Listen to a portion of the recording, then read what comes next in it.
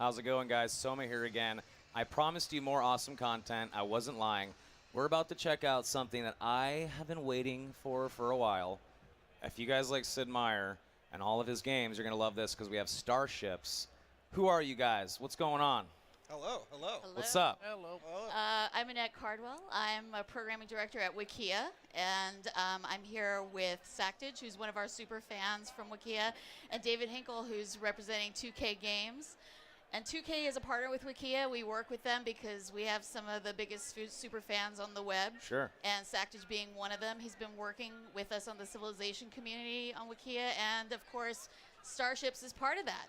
Awesome. Yeah, absolutely. So I'm the community manager and social media manager at 2K, handling Firaxis Games. I'm very, very happy and excited to be here to show you a live demo. You're excited? I'm excited. Are you kidding me? I mean, Dude, I've been playing the Civ game since I was a wee little lad. I was obsessed with Beyond Earth. I mean, Civ 5 was great, and then Beyond Earth came out. I loved it. I waited for so long. We have a Twitch Weekly program that we air every Friday at the Twitch HQ in San Francisco, and people for months were like, hey man, what are you hyped about? I was like, Beyond Earth. And now this, when I heard about this, it's like you guys went back in time to 1996 and talked to 10-year-old me, and you guys were like, what game do you want, little Jordy? And I was like, I want a Starship game. And then you made it. Well, because this is what I'm excited about. If any game developer can time travel, it is Sid Meier. That is for certain. Dude, I believe it. I believe it. So tell me about Starships. Tell everyone.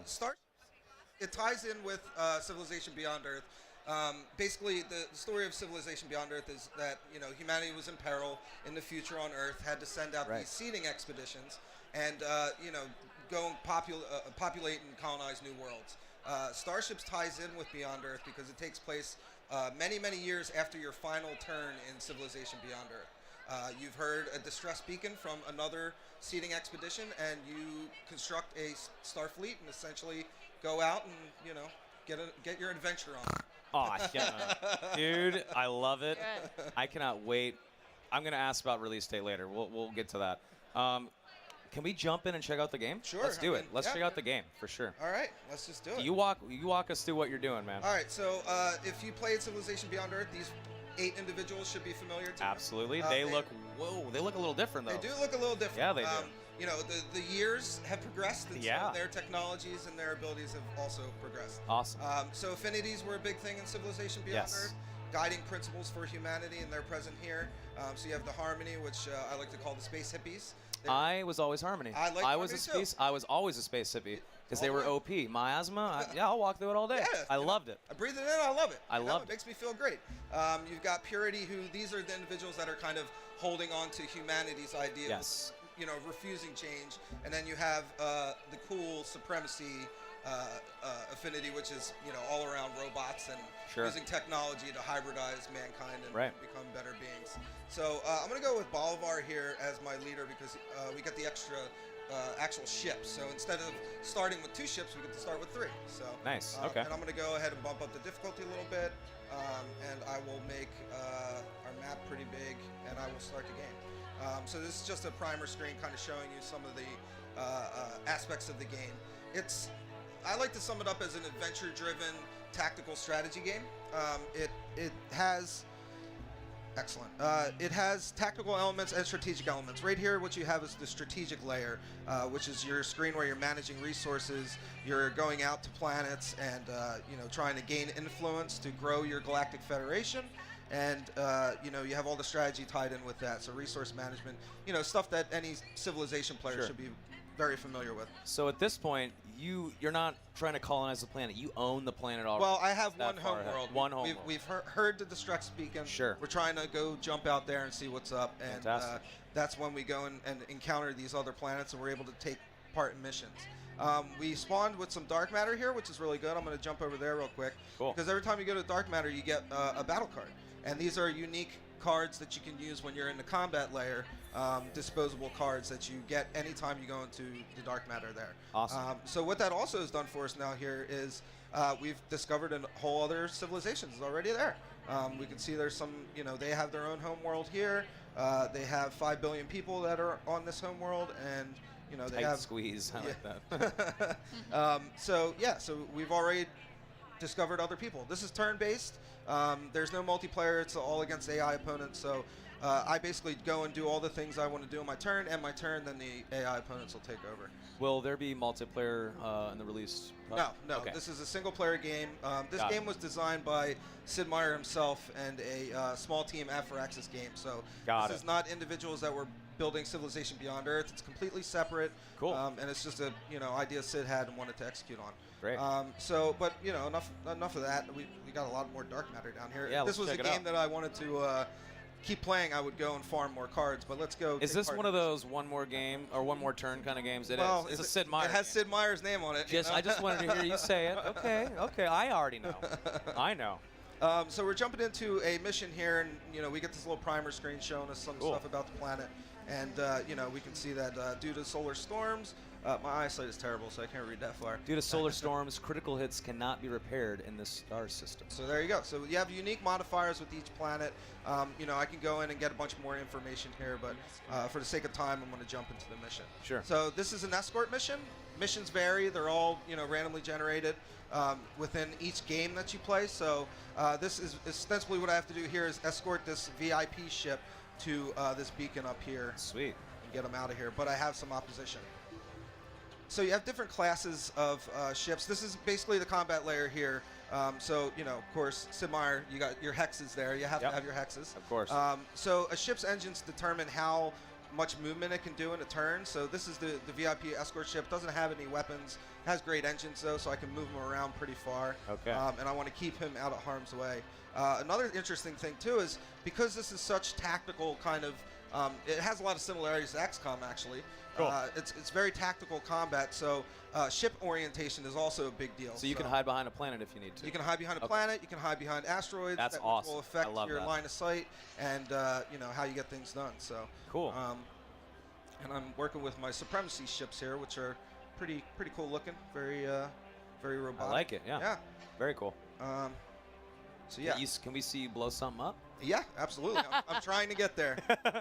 Do it, man. I want to see torpedoes launched. I am being blocked by quite a bit of asteroids at the moment, though. So we can launch some fighters, though, with this guy. And after I get done with this combat here, I'll jump in and show you how you can customize your ships. You up. No! I lost one already. Oh. That's what I get for bumping it up to hard. Aren't you supposed to be good at this game, man? Come on. Supposed to be, but I'm getting tore up here. Whoa. But the thing is, as gotta run. long as this guy is not getting tore up, then I think I'm okay. Exactly. So, can you explain the UI a little bit? yeah, sure. So down here we have, my battle cards are over here, and that's my unique modifiers I can use and pull out. Sure. This is what basically helps you turn your ship around. So if I zoom in on this ship here, you can see in the back there the ring is kind of broken. Yeah, so that gives you at a glance and shows you where the best spot to hit another ship is. So if somebody comes behind me and shoots me in the back, they're going to do a lot more damage than, say, up in the front. This chunky ring, too, as long as it's solid, indicates that my shields are at full capacity. The more damage I take, they'll start breaking up, and then I'll be susceptible to some real damage here. Cool. So I am pretty concerned, though, with how quickly I got I lost the ship there. So I'm going to try and, play it a little safe, a little cautious. So, It's a little bit of damage, not much. Okay. But, no. Oh, wow, that was not right good. in the ass. I think I'm probably going to get fired after this demo because I totally lost the mission. It's okay. You put it on hard. You set it to hard. You did this to yourself. It's entertainment, man. It's for okay. The people, I lose for the people. What can I say? So I see down below you have, what is that? Speed, HP, shield. Yeah. So this is indication. This is just showing you the ship stats at a glance. When I go in and I actually start fiddling around with my fleet and building them up more, you can see all that stuff change in real time. Okay. And the thing that's really cool about these ships too is that they're very modular. So I can build a ship that's puts a lot of priority into lasers and is a really long distance sniper type ship, or I can put a lot of points into cannons, which turns it more into like kind of a tank run into their face kind of ship. Right. So I have a lot of freedom there, and I did pass the mission, so I get to keep my job. So that's nice. You barely passed. Barely the mission, keep my job. Dude. Come on.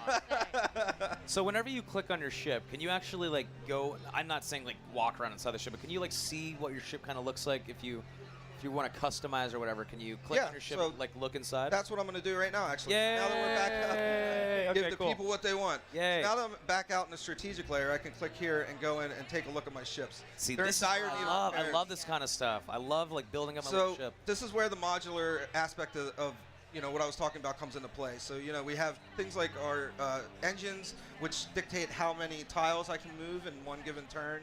Sure. We have shields, armor. Shields take damage. Armor is actual. How much physical damage the ship itself can take. Lasers are great because you can shoot from really long range. You can shoot through asteroids. You'll take a penalty on what your damage output is going to be, but at least you can shoot through asteroids.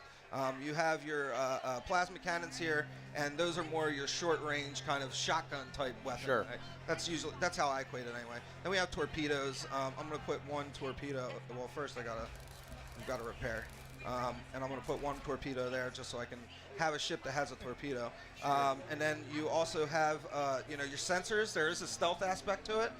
Certain ships can cloak themselves. And then either you get close enough to them to spot them, or you can throw out a sensor, and if they're within range of the sensor, boom, you see them. Then we also have, the stealth module, and then fighters.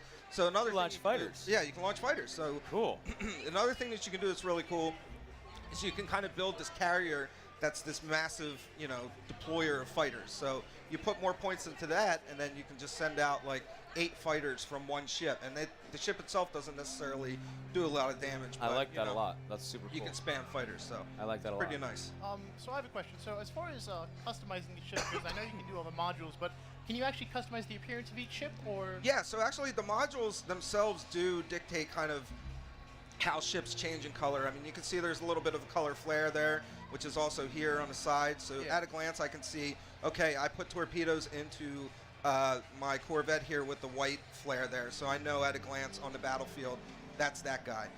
But the more I would build up ships, the more complicated and crazy they get. One of the things that's actually great about Wikia, and we've been promoting on our social channels, we have interactive ship viewers that live on Wikia, which you can spin a ship around, kind of see it more close up, Cool.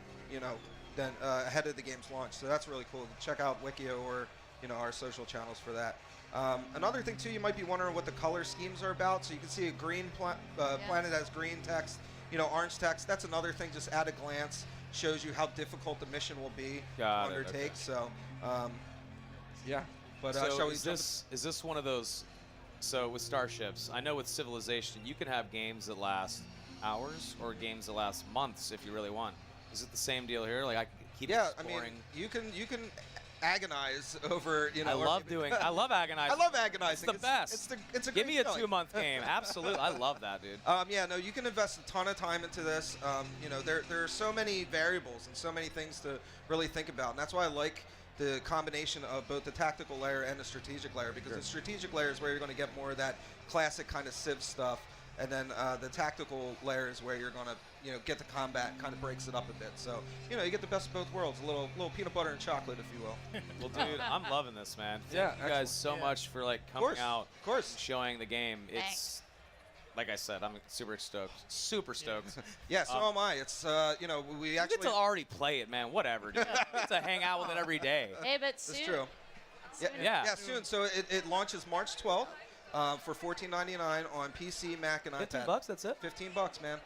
Wow. Yeah. Okay. So I would've paid check more. it out. And if you own Beyond Earth, it has do. ties, cross-game ties. So I love it. That's you'll find fantastic. unlockables in both games. Well, thank you guys so Awesome. much. Thank you. Thank The you. game looks incredible. I cannot wait to play it myself. Yeah, guys, that was Sid Meier's Starships. We have another partner spotlight coming up with Shy Tomb, so make sure you guys stick around, and we'll see you guys very soon.